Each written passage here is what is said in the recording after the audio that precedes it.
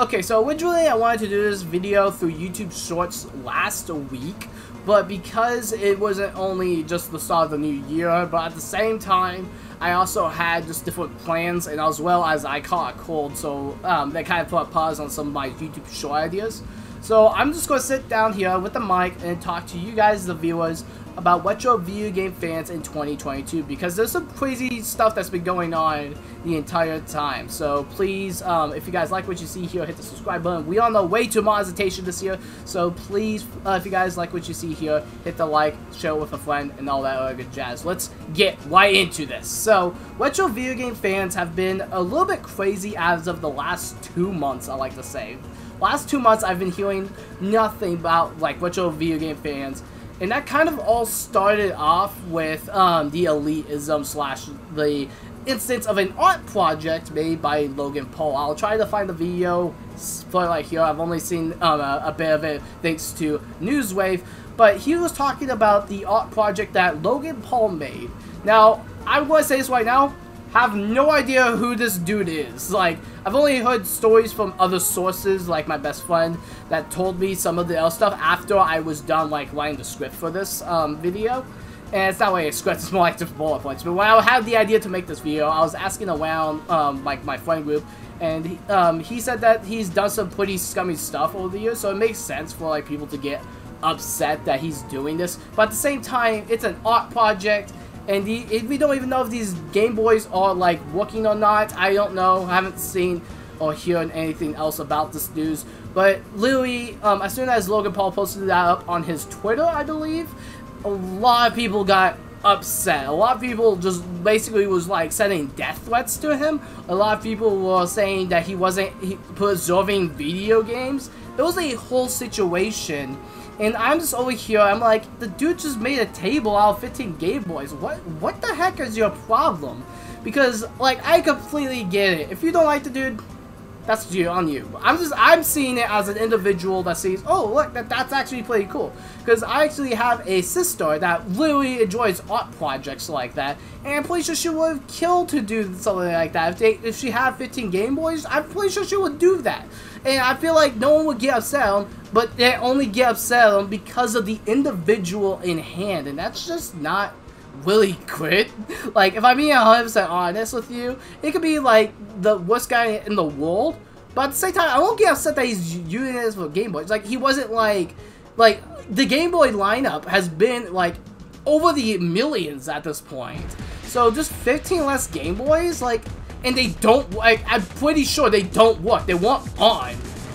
So I'm just like over here thinking, what the heck is people's problems? Why is people getting so upset over this type of thing? Also, this the elitism in the community, because like I was just going around just looking at some like other topics through Newswave and all this other stuff, and people were talking about like, oh, if you get like one thing wrong in a review, a video, whatever, then they're going to just like come at you and start attacking you. And I do not support that one bit. Like, why are you being so paid to the point where you're telling us how to do our jobs and you're just some dude behind a screen? Like, that is a really toxic mindset to have. And on top of that, it's just I'm confused at this whole situation.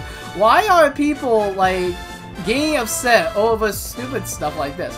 Like, especially, like, if you decide to, like, play a game that's, like, based around a company that hasn't been shown, like, the greatest light. Like, I tackled Bakugan Battle Brawlers. I think it was the last review I did of 2021, if I remember correctly. And that game was developed by Activision, or published by Activision. I still enjoy the game. Heck, I even recommend people giving it a shot. This is a licensed kids game from 2008. But yeah, it has this little thing right here. Now, I've made multiple videos in the past, little YouTube shorts, of me like not agreeing a lot of what they've been doing right now, but that shouldn't decline the games themselves. You really like, especially when it comes to like older consoles like the Wii and the PS2, like no one is even getting money from these sales anymore. Not Activision, Nintendo, the company that's behind it, Nowpo, and the Nvidia. Gosh, I'm butchering the name of those companies, but like there's like companies out here nowadays that are like seeing like a different type of spotlight nowadays. Like, have people stopped caring about Dragon Ball Z after what the Sean Shamel has done like over the last 3 years? No, they still are excited to see more Dragon Ball Z content. So why is everyone always freaking out about like if you're playing a game based off of something that like everyone else hates? Like, it's stupid. That, and kind of another thing I want to touch on is the selling at stupid prices when it comes to some of these games. Now, like, I can understand rare games, but also I can just English is not really working right now, but I put them into 2 categories. I say like desirable games, like games that people really want, and rare games. Like, if you take something like, I don't even know what game that hasn't really sold well. E.T., for example, on the Atari. Like, I feel like that game hasn't sold at much. Like, doesn't sell like at much. So, like, that's a rare game nowadays. It's not mean it's a good game. It's just a rare game to have. When you take a look at something like Earthbound, for example, or Mother 2, like, those games are like desirable games because of the strong strong people that have like attachments to Earthbound, and so like those prices will go up higher because the people want those games. But then like older retro games are like in this like weird spot of, oh, they're rare, so we're gonna bump up the price. Like, if I go and decide, you know what, it's 2022, and I'm gonna have to get this without whipping the back of it because this case has definitely seen better days. Do you think I'm going to sell Fufu Land for $500 or $5 million on like something like eBay or Amazon? No one's going to pay $500 for a game that my grandma got for $17.99 in like 2009. So yeah, I legit don't understand like at all the retro video game scene as a whole. I think it's just because it's just a bunch of like old people fighting in the mom's basement, but that's just, you know, that's just a stereotype. But in actuality, I do like retro video games. I've loved them all. Actually, I think I still have my 64. It's right there. I can't exactly show you on camera because it's plugged in at the moment, but I have like a 64 right there. I have a Wii right there. I have an old Xbox up there that's unplugged. Like, I have game systems from a multitude of generations. And this is not way connected to the situations that has right now, but people are under the mindset that if you're just now like getting into gaming or just like getting into it, a lot of people are like, oh, you don't know real games, you just like the modern day video games. I'm like, no, that's not me at all. Like, I get it. Like, most people nowadays play stuff like Fortnite, Apex Legends, all this other like modern garbage that's been falling out. Like, I know that it's not really garbage, but like, there's quality games, because that's what they are. Games that people like. But it's just like, the snowball keeps going down and down the hill when it comes to the topic of retro video game people looking at like someone like me who is going to turn 20 this year, but I've grown up with a multitude of systems, from these systems like the Sega Dreamcast. Like, I still have a Dreamcast, for crying out loud.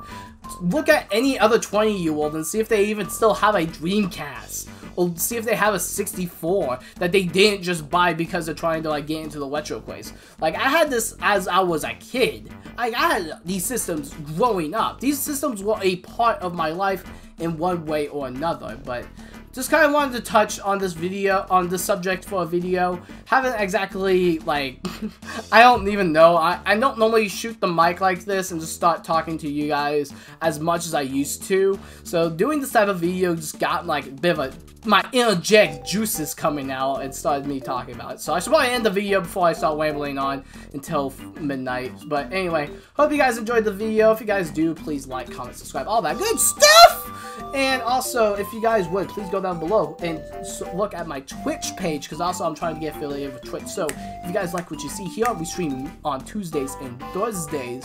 And yeah, we'll see you there. Have you guys, I don't even know how to intro this. I can't even English at this point. Have yourselves a fantastic night, ladies and gentlemen, and as always, keep gaming.